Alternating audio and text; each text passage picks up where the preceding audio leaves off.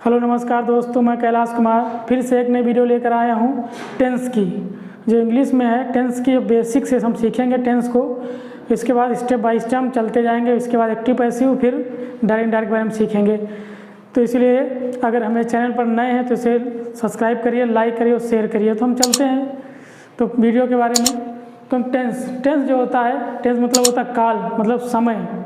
समय किस प्रकार, तीन प्रकार का टेंस जो होते हैं, प्रेजेंट, पास्ट और फ्यूचर। प्रेजेंट, पास्ट और फ्यूचर टेंस जो तीन होते हैं, प्रेजेंट, पास्ट और फ्यूचर। प्रेजेंट मतलब होता है वर्तमान काल,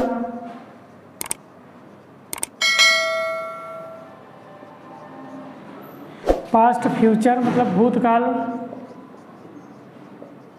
और फ्यूचर मतलब भविष्यकाल। भविष्यकाल। तो टेंस जो तीन होते हैं, प्रेजेंट, पास्ट और फ्यूचर। प्रेजेंट मतलब वर्तमान काल। वर्तमान काल क्या होता है, जो कार्य हमारे सामने चल रहा हुआ है वही वर्तमान काल होता है। पास्ट टेंस मतलब भूतकाल, जो कार्य बीत चुका है वो भूत का पास्ट में आ जाएगा। फ्यूचर जो भविष्य में आने वाला है वो भविष्य काल में आएगा। इन्हीं से जो मुख्य जो तीन टेंस होते हैं, प्रेजेंट, पास्ट और फ्यूचर, इन्हीं से चार और बनते हैं। प्रेजेंट, इन्हें चार और बनते हैं। Present indefinite tense, present continuous tense, present perfect tense और प्रेजेंट परफेक्ट कंटिन्यूअस टेंस। इसी प्रकार सबके चार बनेंगे। Present indefinite tense, present continuous tense, present perfect tense, present perfect continuous tense. इसी प्रकार पास्ट के बनेंगे, past indefinite tense, past continuous tense, past perfect tense और पास्ट परफेक्ट कंटिन्यूअस टेंस। उसी प्रकार फ्यूचर के भी बनेंगे, future indefinite tense, future continuous tense, future perfect tense और फ्यूचर परफेक्ट कंटिन्यूअस टेंस। इस प्रकार मुख्य जो होते हैं तीन सेंटेंस होते हैं, तीन होते हैं, 1 1 2 3 मुख्य जो होते हैं, मेन तीन होते हैं, लेकिन इन्हीं से चार और बनते हैं। तो टोटल जो हो जाते हैं इनकी संख्या, टेंस की जो टोटल संख्या वो 12 होती है। टेंस की संख्या 12 होती है। इसके बारे में हम लोग एक बार स्टेप बाय स्टेप पढ़ेंगे। तो सबसे पहले हम टेंस लेते हैं, प्रेजेंट इंडेफिनिट टेंस के बारे में पढ़ेंगे। तो हम चलते हैं प्रेजेंट इंडेफिनिट टेंस के बारे में। प्रेजेंट इंडेफिनिट टेंस पहला टेंस हम पढ़ेंगे। तो इसकी जो है पहचान होती है, प्रेजेंट इंडेफिनिट की क्या होती है, पहचान होती है। इस प्रेजेंट इंडेफिनिट के टेंस जो होंगे, इन वाक्यों के अंत में ता है, ती है, ते है, ता हुआ शब्द आते हैं। कौन कौन से आते हैं? इसकी पहचान जो है ता है, ती है, ते है और ता हूँ। ये आदि शब्द वाक्य के अंत में आते हैं। ता है, ती है, ते है, ता हूँ आदि सब वाक्य के अंत में आएंगे, तब ये प्रेजेंट इंडेफिनिट टेंस कहलाएगा। इसके रूल जो हैं, नियम देखेंगे हम, रूल कैसे बनाएंगे। रूल नंबर फर्स्ट, नियम नंबर जो फर्स्ट है हम देखेंगे, ही, सी, इट तथा वचनकर्ता के साथ। ही, सी, इट तथा सिंगुलर नाउन्स, ही, सी तथा सिंगुलर नाउन्स के साथ वर्ब में यस या ईएस का यूज करते हैं। यस या ईएस का यूज करते हैं। और वर्ब की कौन सी फर्स्ट फॉर्म रहती है, वर्ब की फर्स्ट फॉर्म का प्रयोग करते हैं। ही, सी, इट आ जाए या फिर सिंगुलर नाउन्स या वचन करता हो तो वहाँ पर हम हेल्पिंग वर्ब, इसमें वर्ब में जो है यस या ईएस का यूज कर देंगे। अब यहाँ पर यस या ईएस आ गया है तो देखेंगे यहाँ पर अगर ओ आ जाए या फिर डबल एस आ जाए या सी एच आ जाए या फिर एक्स आ जाए, लास्ट में आ जाए तो इनके स्थान पर हम ईएस का यूज करेंगे। जैसे गो आ गया है तो यहाँ पर ओ के स्थान पर हम किसका यूज करेंगे, ईएस। ईएस नहीं लगाएंगे, क्या लगाएंगे, गोज। इसी प्रकार से और आगे हम देखेंगे, सब्जेक्ट प्लस वर्ब की फर्स्ट फॉर्म प्लस यस या यस और प्लस ऑब्जेक्ट और प्लस अदर वर्ड आएंगे। तो ये रूल नंबर फर्स्ट है। तो हम रूल नंबर सेकंड देखेंगे। रूल नंबर सेकंड, अगर सेकंड में आ जाए I, you, we, they, I, you, we, they, या फिर वाक्य कैसा हो, प्लूरल, वाक्य प्लूरल नाउंस हो, प्लूरल नाउंस के साथ यस या यस का यूज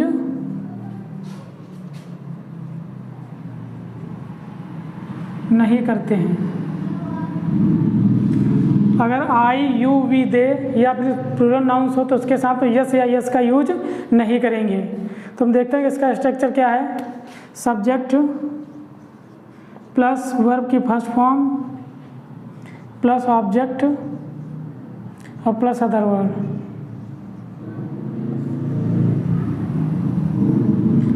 एक सिंगुलर नाउंस में क्या करते हैं हम यस या यस का यूज करते हैं और प्लूरल नाउंस बहुवचन में हम यस या यस का यूज नहीं करते हैं। तो एग्जांपल हम देखेंगे। पहला इसका एग्जांपल देखेंगे, पहले रूल का एग्जांपल देखेंगे। वह गीत गाता है, वह गीत गाता है, ये फर्स्ट रूल का नियम है। वह गीत गाता है तो वह क्या है, वह किसमें आ रहा है, ही मीन्स क्या होता है, वह होता है। तो वह गीत गाता तो ही क्या कर रहा है, गाना गा रहा है। गाता क्या होती है, सिंग। ही सिंग, सिंग क्या है, वर्ब है, तो वर्ब में ही यस या यस का यूज कर देंगे। तो इसमें क्या करेंगे, ही सिंग्स आ सॉन्ग। इस प्रकार और देखेंगे जैसे राम घर जाता है, राम घर जाता है। इसमें देखेंगे राम घर जाता तो राम अकेले घर जा रहा है, तो सिंगल अकेले सब सिंगुलर होगा इसमें। तो राम की क्या है, राम क्या कर रहा है, जा रहा है। राम गोज, राम गो होगा। हमने बताया था कि अगर ओ आ जाए या डबल एस आ जाए या सी एच आए या फिर एक्स आए तो उसके स्थान पर हम यस का यूज ना करके ई एस का यूज कर देंगे। तो राम गोज कहाँ जा रहा है, टू हाउस, घर। तो ये फर्स्ट रूल का हो गया दोस्तों, समझ में आ गया होगा। हम सेकंड रूल के देखेंगे इसी प्रकार से। तुम घर जाते हो, तुम घर जाते हो, तो इसमें सेकंड रूल फॉलो कर रहा है। तुम घर जाते हो, तुम क्या हो गया, यू। आई यू वी दे अगर आ जाए तो यहाँ पर हम यस या यस का यूज नहीं करेंगे। तो यू क्या कर रहे, जाते हो, जाते क्या होगी, गो। अब यहाँ पर यस यस का यूज नहीं करेंगे क्योंकि ये क्या है, बहुवचन है। तो यू गो कहाँ जाते हो, टू हाउस, घर। इस प्रकार एग्जाम्पल देखेंगे। बच्चे स्कूल जाते हैं, बच्चे स्कूल जाते हैं। तो इसको देखेंगे, बच्चे स्कूल जाते हैं, तो बच्चे यहाँ से एक बच्चा कि बहुत सारे बच्चे हो गए, तो ये भी बहुवचन में जाएगा। इसीलिए तो the children go to school. अगर एक से ज़्यादा होंगे तो वहाँ पर हम यस या इसका यूज नहीं करेंगे। अगर सिंगुलर वाक्य है, अकेले कोई व्यक्ति कार्य कर रहा है तो हम यस या इसका यूज करेंगे। इसके बाद हम इसके निगेटिव देखेंगे। तो हम निगेटिव देखेंगे। निगेटिव मतलब होता है नकारात्मक, नहीं वाले वाक्य। नहीं वाक्य वाले हम कैसे बनाएंगे, सेम वही है, ही सी इट या वचनकर्ता के साथ। Rule number first, rule number first, he see it या फिर वाक्य सिंगुलर हो, वाक्य कैसा हो, सिंगुलर नाउंस हो। तो हम इसके साथ क्या करेंगे, हम नहीं के लिए के साथ, नहीं के लिए हम डज नॉट का प्रयोग करेंगे, डज नॉट का यूज करेंगे। रूल नंबर सेकेंड, अगर वाक्य बहुवचन हो, जैसे आई यू वी दे, या फिर वाक्य कैसा हो, प्लूरल नंबर, प्लूरल नाउंस, बहुवचन हो, के साथ नहीं के लिए डू नॉट का यूज करते हैं, डू नॉट का यूज करते हैं। तो यहाँ सिंपल सा हो गया। अगर ही सीट आ जाए या फिर वाक्य वचन करता हो, कोई व्यक्ति अकेले व्यक्ति कार्य कर रहा हो, तो वहाँ पर नहीं के लिए डज नॉट का यूज करेंगे। अगर कोई बहुवचन वाक्य हो, आई यू वी दे, उसके साथ हम डू नॉट का यूज करेंगे और वर्ब की फर्स्ट फॉर्म का यूज करेंगे। इसका स्ट्रक्चर जो होगा, सब्जेक्ट, पहले के रूल का subject plus does not, does do या फिर does not plus object plus other word. ये फर्स्ट का स्ट्रक्चर हो गया, फर्स्ट फार्मूला। सेकंड का देखेंगे सब्जेक्ट, ये दोनों में रूल फॉलो करेगा। ये जो फार्मूला है फर्स्ट रूल सेकंड दोनों में रूल का, अगर एक वचन है तो डज का यूज, बहुवचन है तो डू नॉट का यूज हम कर देंगे। एग्जाम्पल देखते हैं, जैसे मीरा घर नहीं जाती है, घर नहीं जाती है। मीरा घर नहीं जाती है, तो मीरा घर नहीं, ये कैसा वाक्य वचन है, क्योंकि मीरा अकेले घर नहीं जा रही है, ठीक है, बहुत सारी नहीं। तो मीरा अगर किसी का नाम भी आ जाए तो वहाँ पर एक वचन हमेशा होता है, किसी का अगर नाम आ जाए तो वहाँ पर क्या होगा, एक वचन होगा। तो मीरा, एक वचन के साथ किसका यूज करेंगे, डज नॉट का यूज करेंगे। Meera does not go to house. इसी प्रकार हम देखेंगे हम, जैसे वह घर नहीं जाता है, वह घर नहीं जाता है। तो यहाँ पर वह घर नहीं जाता, वह भी एक वचन हुआ, वचन में आ गया। ही मीन्स क्या होता है, वह होता है। ही मीन्स वह, सी मीन्स भी क्या, वह होता है। ये पुरुषवाचक होता है, पुरुष में लगता है, ये स्त्रियों में लगता है। ही जो है पुरुष में लगता है और सी स्त्रियों में लगता है। तो वह घर नहीं जाता है, तो लड़का है ना, वह घर नहीं जाता है तो क्या होगा, ही के साथ क्या लगेगा, डज नॉट का use. He does not go to house. तो ये फर्स्ट रूल के नियम हो गए। सब सेकंड रूल के देखेंगे यहाँ, यहीं पर, तुम घर नहीं जाते हो, तुम घर नहीं जाते हो। अब यू यहाँ पर जो आ गया, ये क्या है, बहुवचन है। ये क्या है, प्लूरल नाउन्स है। तो यू के साथ हम किसका यूज करेंगे, यू के साथ आई यू वी दे के साथ हम डू नॉट का यूज करेंगे। You do not go to house, you do not go to house. और देखेंगे जैसे लड़के घर नहीं जाते हैं, लड़के घर नहीं जाते हैं। यहाँ पर लड़के भी क्या हो गए, लड़का अकेले तो है नहीं, लड़के बहुत सारे, इसलिए ये भी क्या हो गया, प्लूरल नंबर हो गया, बहुवचन हो गया। तो इसके साथ भी हम डू नॉट का यूज करेंगे। तो boys do not, boy do not go to house. इस प्रकार ये सेकेंड रूल फॉलो कर गया। अब इसके बाद हम देखेंगे इंट्रोगेटिव सेंटेंस।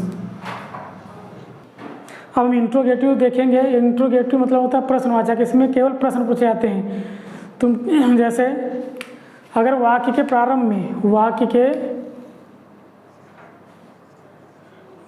के प्रारंभ में क्या शब्द आ जाए, तो हम इसके स्थान पर क्या करेंगे, इसके स्थान पर हम कर्ता के अनुसार शब्द आए, इसके स्थान पर कर्ता के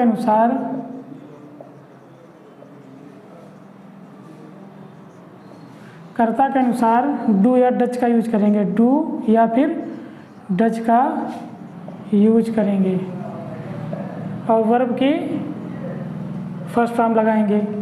अगर वाक्य के आरंभ में क्या शब्द आया तो उसके स्थान पर क्या करेंगे, कर्ता के अनुसार। को एक वचन होगा तो डज का यूज होगा, बहुवचन होगा तो डू का यूज होगा। तो हम देखेंगे यहाँ पर जैसे डू या फिर डज,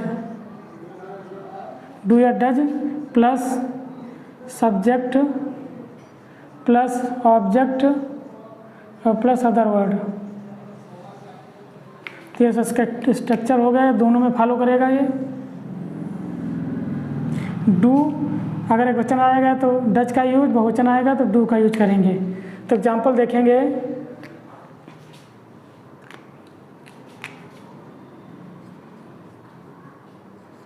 क्या वह बाजार जाता है, क्या वह बाजार जाता है। तो इसको बनाएंगे, क्या शब्द इसमें क्या आ गया, पहले आ गया है, तो इसके स्थान पर हम क्या करेंगे, कर्ता के अनुसार डू या डज का यूज करेंगे। तो वह एक वचन है तो उसके साथ डज का यूज करेंगे, तो डज। इसके बाद करता आ जाएगा does he go to market, does he go to market. जैसे गीता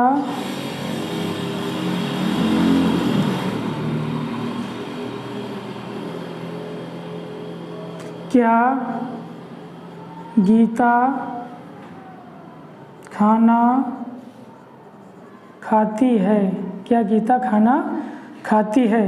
तो इसमें भी क्या आ गया है, तो गीता है जो अकेले खाना खा रही है, किसी का नाम आ जाए तो वहाँ पर सिंगुलर होगा, तो क्या होगा, डज का यूज होगा। डज सबसे पहले हम रख देंगे डज गीता खाने क्या होती है, ईट द फूड। इसी प्रकार हम सेकेंड में देखेंगे इसका डू का यूज, ये हो गया डज का यूज, ये डज का यूज होगा। अब देखेंगे यहाँ पर डू का यूज, डू का यूज कैसे करेंगे। जैसे तुम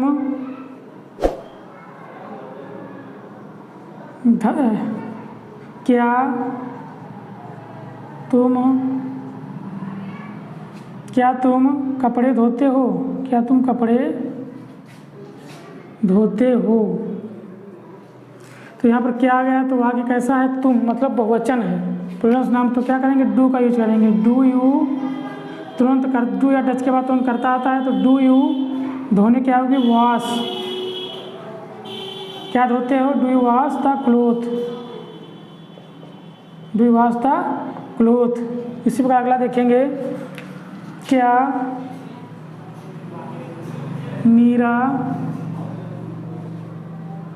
बाजार, सॉरी ये नहीं होगा, क्या वे घर जाते हैं, क्या वे घर जाते हैं। तो यहाँ पर क्या वे घर जाते हैं, तो क्या करेंगे, वे घर जाते हैं, जो बहुवचन में आ गया तो उसके साथ डू का यूज होगा। Do they go to house. तो इस प्रकार ये इंट्रोगेटिव हो गया, इंट्रोगेटिव का फर्स्ट टाइप। अब सेकंड टाइप देखेंगे, कब क्यों कैसे। अगर बीच में आ जाए तो हम क्या करेंगे, अगर बीच वाक्य के बीच में आ जाए, सबसे पहले इंग्लिश लिखते हैं इनकी। जैसे हम देखेंगे इसका स्ट्रक्चर देखेंगे, क्वेश्चन वर्ड प्लस डू या डज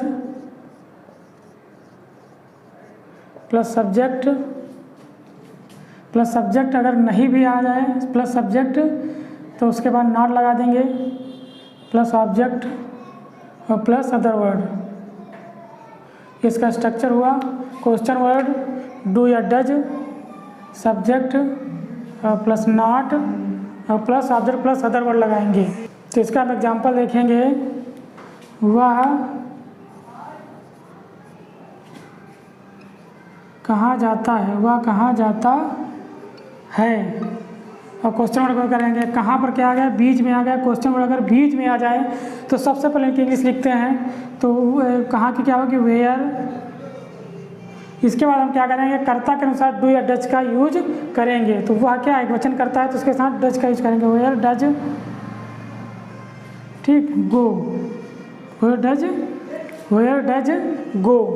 अगला हम देखेंगे, तुम क्यों पढ़ते हो, तुम क्यों पढ़ते हो। तो यहाँ पर भी क्यों क्या आ गया है, बीच में आ गया। क्वेश्चन वर्ड अगर कोई आ जाए तो बीच में सबसे इसको लिखेंगे, क्योंकि क्या होगी, वाई। और उसके बाद क्या आएगा, डू या डज, क्या तुम के साथ डज के डू का यूज करेंगे, वाई डू यू। पढ़ने की क्या होगी, रीड। एक इसमें और छूट गया है, न्यूअर वाला, इसको भी करवा देते हैं। न्यूअर का यूज हम कैसे करेंगे, तो हम न्यूअर का यूज कैसे करेंगे, कहाँ पर अगर कभी नहीं आ जाए तो न्यूअर का यूज करेंगे। जैसे वह कभी झूठ नहीं बोलता है, वह कभी झूठ नहीं बोलता है। तो कभी नहीं अगर बीच में आ जाए, कभी नहीं, तो क्या करेंगे हम, ही नेवर। अब इसमें डू या डज का नॉट का यूज बिल्कुल नहीं होगा, तो ही नेवर। और बोलना की क्या होती है, टेल। और झूठ की क्या होती है लाई, टेल आ लाई।